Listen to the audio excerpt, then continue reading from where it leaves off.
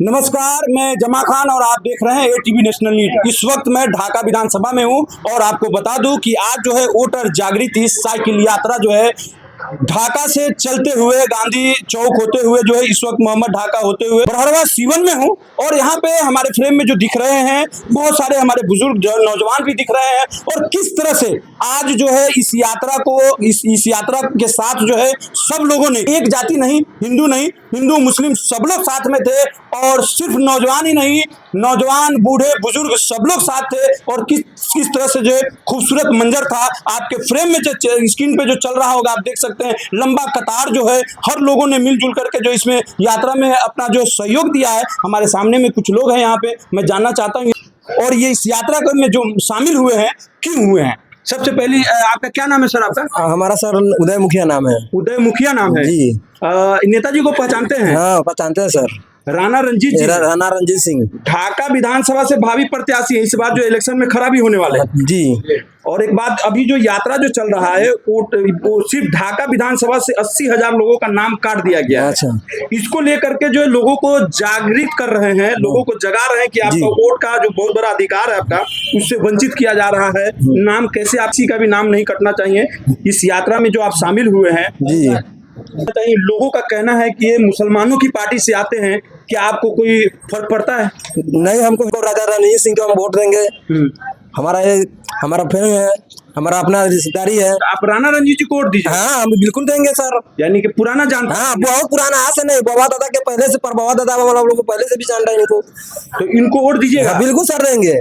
यानी कि AIMIM को वोट दीजिएगा? बिल्कुल, पूरा जो आता है इनका बराबर से इनका स्वागत रहेगा हमारे तरफ से। हाँ जी सर। यानी कि जिस तरह से आज आपने स्वागत किया, इस तरह से हमेशा हमेशा के लिए स्वागत करेंगे। ये स्वागत जो है वोट में तब्दील होगी? हाँ सर, बिल्कुल होगी।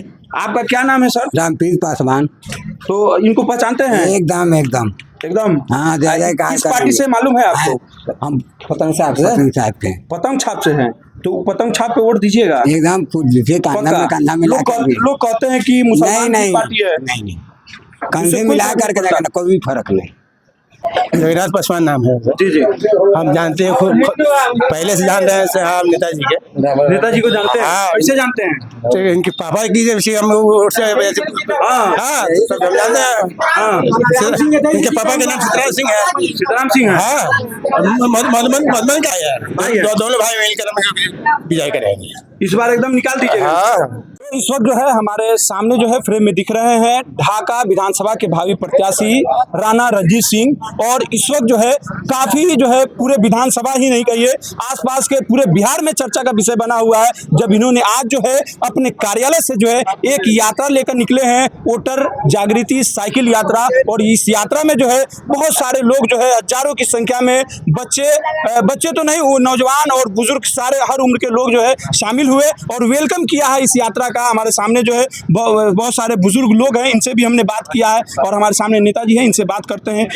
सबसे पहले एटीवी नेशनल न्यूज में आपका स्वागत है। बहुत बहुत शुक्रिया भाई। और जिस तरह से जो है इससे पहले जो कहा जाता है कि आप AIMIM मुसलमानों की पार्टी है, लेकिन आज जो आपकी यात्रा में हर जाति और हर धर्म के लोग जो है मिले हैं, हर उम्र के लोग जो मिले हैं, क्या कहना चाहते हैं, कैसा फीडबैक मिल रहा है? देखिए, जो है हाथी के दांत कहते हैं चबाने के अलग होते हैं, दिखाने के अलग होते हैं। तो चूंकि हमारे विरोधी यहाँ पे बहुत जागरूक भी हैं और लगातार जो है हमारे इस पे है, अगर हम किसी से मिल लें, फोटो खिंचवा लें तो तुरंत उनके पास अटैक करते हैं कि भाई आप क्या कर रहे हैं, आप भटक रहे हैं, तरह तरह की बातें। तो हम कुछ चीज़ों को दिखाते नहीं है समय पे, चूंकि यात्रा है तो ये हमारे परिवार के सदस्य हैं, ये मुखिया समाज से, नुनिया समाज से, पासवान समाज से लोग आए हैं। पुराना संबंध है, मेरे पिताजी के ज़माने से इन लोगों का संबंध मधुबन में है और मुझे लगता है कि इस पूरे परिवार में 60-70 लोग ऐसे हैं जो हमारे परिवार के सदस्य की तरह हैं, आज से नहीं, पुराने ज़माने से, पिताजी के ज़माने से।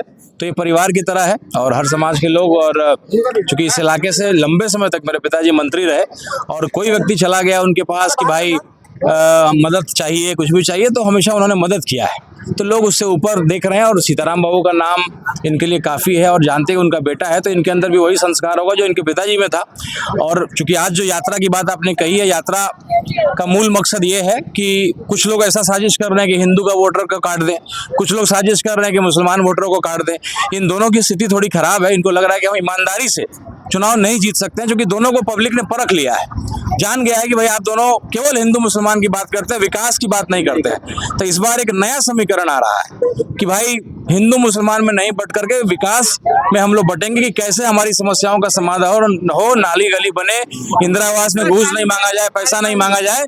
और राणा रंजीत खुद एक हिंदू है और जो लोग कहते हैं कि MIM मुसलमान की पार्टी है, तो ये तो तय है कि हिंदू मुसलमान होने नहीं जा रहा। मैं हिंदू का बेटा हूँ, पार्टी अगर मुसलमानों की है तो हिंदू मुसलमान ढाका में नहीं होगा। विकास का मुद्दा होगा, लोगों से जो घूसखोरी होता है थाना में, पुलिस में, ब्लॉक में, रजिस्ट्री ऑफिस में, उसको खत्म करना है। और सबसे पहला काम है कि भाई कोई हिंदू न हिंदू का वोटर कटेगा, न मुसलमान के रूप में कोई वोटर कटेगा। ये हम लोग का प्रयास है।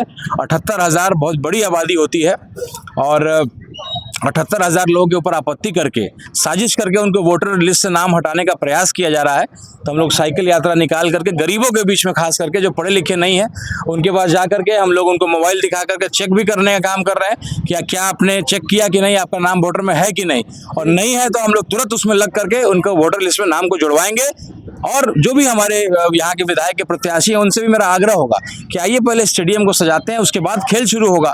तो एक खूबसूरत और एक पॉजिटिव वे में पॉलिटिक्स करते हैं, एक एक आदमी को, ढाका के नागरिक को वोटर बनने देते हैं और उसके बाद हम लोग तय करेंगे कि कौन किसका वोटर होगा। आप उनको बताइए, अपनी बात को रखिए और फिर आप जीतने का प्रयास करिए। आप बेईमानी से जीतने का प्रयास कर रहे हैं, इसका मतलब है कि आपको हार दिख रहा है, इसलिए आप परेशान हैं। जैसा कि आपने कहा कि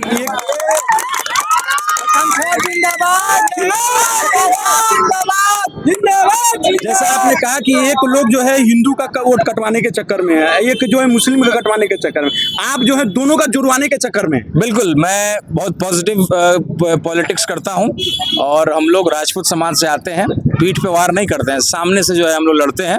तो अगर लड़ाई लड़ेंगे तो ईमानदारी से लड़ेंगे। ये बेईमानी से किसी का वोट काट देंगे कि मेरा वोटर नहीं, इसका नाम काट दो, ये मेरा वोटर नहीं है, नाम काट दो। अरे ऐसी जीत का क्या फायदा भाई?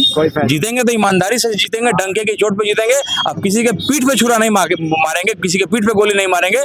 लड़ना होगा तो सामने से लड़ेंगे।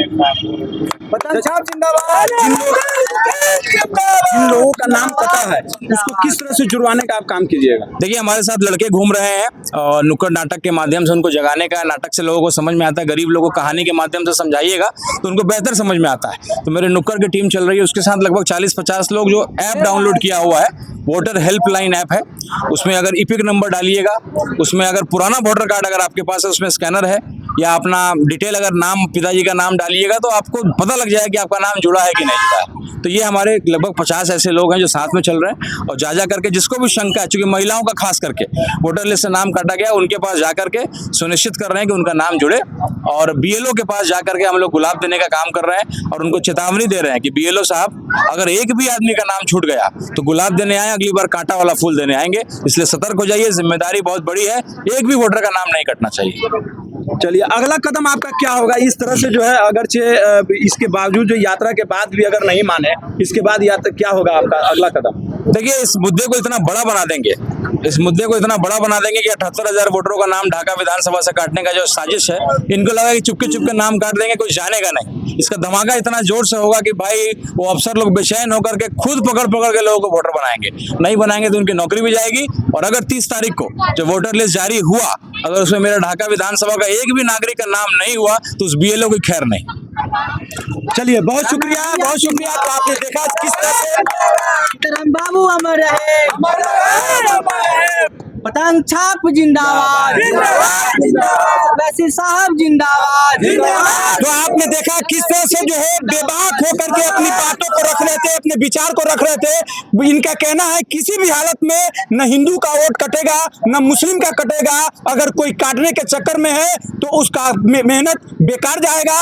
हम सारे दोनों को जोड़ने का काम कर रहे हैं। पहले एक फील्ड खूबसूरत तैयार कर रहे हैं, जब खूबसूरत ग्राउंड तैयार हो जाएगा तब जो है खेलने का मजा आएगा। इसी सोच को लेकर के जो है आज यात्रा लेकर निकले हैं, घर घर जाकर के अपनी बात को रख रहे हैं। जिनका वोट कट गया है, वोटर लिस्ट से हट गया है, उसको जुड़वाने के लिए अपना पुरजोर कोशिश और मेहनत करेंगे। एक टीम तैयार कर करके जो है उनका नाम जोड़ने की कोशिश करेंगे। इसी के साथ जो है आप हमारे साथ जुड़े रहिए, अच्छी खबरों के लिए, सच्ची खबरों के लिए, पूरा यात्रा का नया अपडेट के लिए।